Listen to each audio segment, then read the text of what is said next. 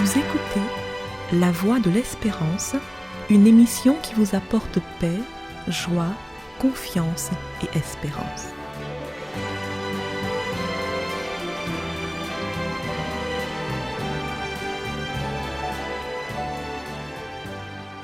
Chers auditeurs, bonjour. Bienvenue dans votre émission La Voix de l'Espérance.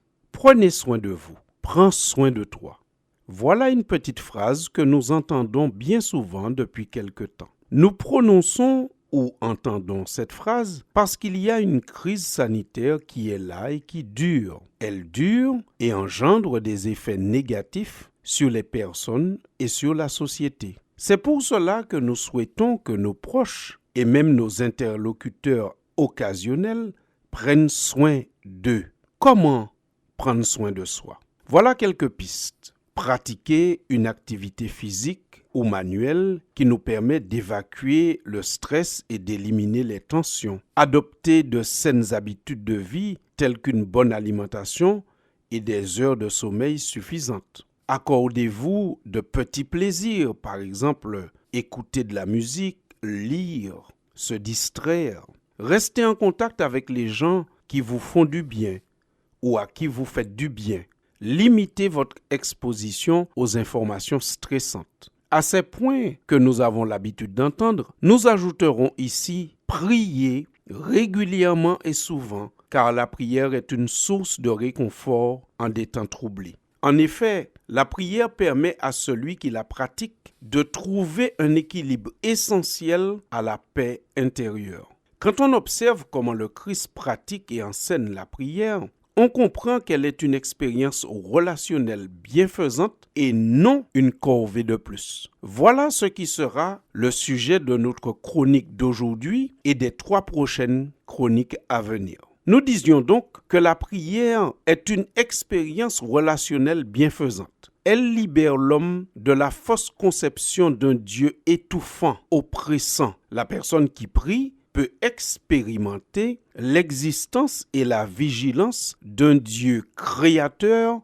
qui n'abandonne pas sa créature, mais qui respecte la liberté de l'homme. Dieu ne s'impose pas, il attend d'être invité. En effet, c'est ainsi que Jésus se présente dans le livre de l'Apocalypse au chapitre 3 et au verset 20 en disant « Voici, je me tiens à la porte et je frappe. Si quelqu'un entend ma voix et ouvre la porte, j'entrerai chez lui et je souperai avec lui et lui avec moi. » La prière, donc, n'a pas pour objet d'informer Dieu. Elle permet à l'homme d'inviter Dieu dans son environnement, dans sa vie, dans ses joies et dans ses peines. En effet, Jésus lui-même nous a enseigné dans l'évangile de Matthieu au chapitre 6, en priant, ne multipliez pas de vaines paroles comme les païens qui s'imaginent qu'à force de paroles ils seront exaucés. Ne leur ressemblez pas, car votre Père sait de quoi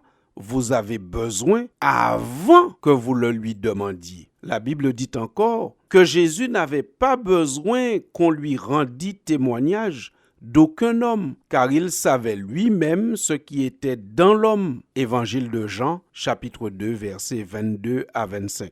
Dieu offre à l'homme la possibilité de prier comme une grâce, un cadeau, une chance de s'équilibrer. Savoir qu'on n'est pas autosuffisant, mais qu'on n'est pas non plus seul. C'est la prière qui nous permet de trouver cet équilibre. En effet, aucun de nous n'est autosuffisant ou ne devrait se croire autosuffisant. Nous avons besoin de relations avec l'autre, avec l'extérieur. Nous ne devons donc pas être autocentrés, mais ouverts et conscients de ce besoin. Nous avons besoin des autres et les autres ont aussi besoin de nous. Soigner le lien social fait partie du « prenez soin de vous ». Quelqu'un qui soigne le lien social, ses relations avec les autres, dans le respect, prend soin de lui-même. Celui, au contraire, qui se croit autosuffisant, aura tendance à négliger, voire même à maltraiter l'autre. Cette attitude est peut-être le virus le plus destructeur de l'histoire de l'humanité. S'il est vrai que nous devons prendre conscience que nous avons besoin des autres, Nous devons aussi prendre conscience que nous avons besoin de Dieu. Jésus lui-même ne disait-il pas « L'homme ne vivra pas de pain seulement, mais de toute parole qui sort de la bouche de Dieu » Matthieu chapitre 4, verset 4. Nous avons besoin de l'autre, qui est comme nous,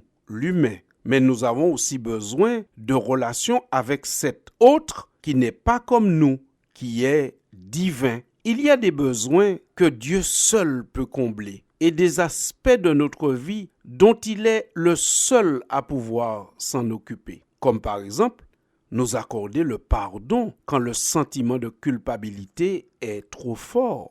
C'est ce que la Bible dit. Dans le livre des Psaumes, au chapitre 130, dans les versets 3 et 4, la Bible dit « Si tu gardais le souvenir des iniquités, Éternel Seigneur, qui pourrait subsister? Mais le pardon se trouve auprès de toi afin qu'on te craigne. » Ici, nous avons une révélation qui nous fait savoir que le pardon se trouve auprès de Dieu. C'est donc Dieu seul qui peut accorder à l'homme le pardon.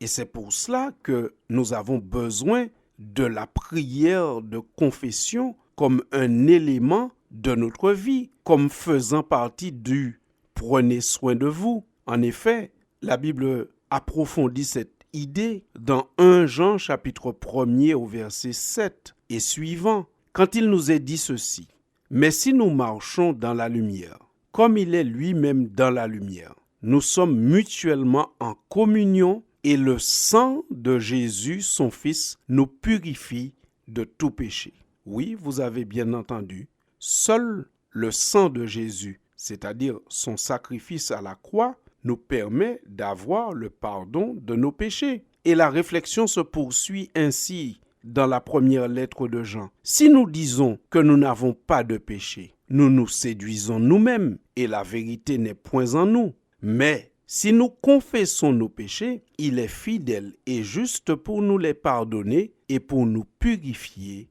de toute iniquité. La prière de confession, avons-nous déjà dit, fait donc partie du « prends soin de toi ». Nous avons besoin de prier, nous avons besoin de relations avec Dieu, car certaines choses ne peuvent être données que par Dieu, telles que le pardon. Aussi, j'ai envie de terminer en vous disant, prenez soin de vous. Soignez le lien avec l'autre, avec l'humain, mais soignons aussi le lien avec l'autre, le divin, celui-là qui peut nous accorder le pardon de nos péchés. Prenez soin de vous, prenez du temps pour la prière. À bientôt pour la suite de cette réflexion sur les bienfaits de la prière. Enseigne-nous comment prier.